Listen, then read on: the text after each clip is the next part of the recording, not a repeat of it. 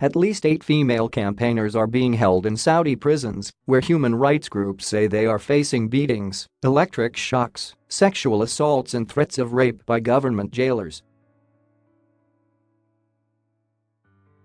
A 3-person panel made up of a Conservative, Labour, and Liberal Democrat MP investigated the allegations and concluded they are likely to be true. The panel also called for the immediate release of the jailed women. One of those imprisoned is Jane Al-Hathloul, who knows Meghan Markle, the Duchess of Sussex. Ms. Al-Hathloul spearheaded the campaign to remove the ban on women driving in Saudi. She also joined Meghan, former Irish President Mary Robinson and Pakistani writer Fatima Bhutto at the 2016 Human Rights Summit in Ottawa, Canada. Jane Al-Hathloul was photographed with the Duchess, 37, for Vanity Fair during the summit. But Ms. Al-Hathloul, 29, is now allegedly facing appalling conditions in prison, including being held in solitary confinement. Ms. Al-Hathloul, a University of Columbia graduate, spearheaded the campaign to remove the ban on women driving in Saudi Arabia.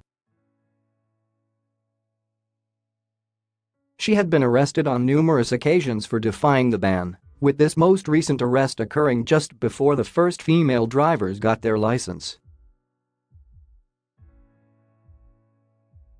She also led calls for scrapping the guardianship system that stops women marrying or traveling abroad without consent of a male relative. Ms. Al-Hathloul is married to the nation's first professional stand-up comedian Fahad Al-Buteri, himself under arrest on unspecified charges.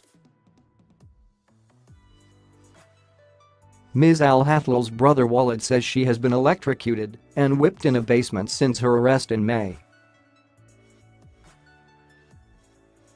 He said, denied proper access to medical care, legal advice or visits from their families, their solitary confinement and mistreatment are severe enough to meet the international definition of torture. The supervisory chain of command up to the highest levels of Saudi authority would be responsible for this.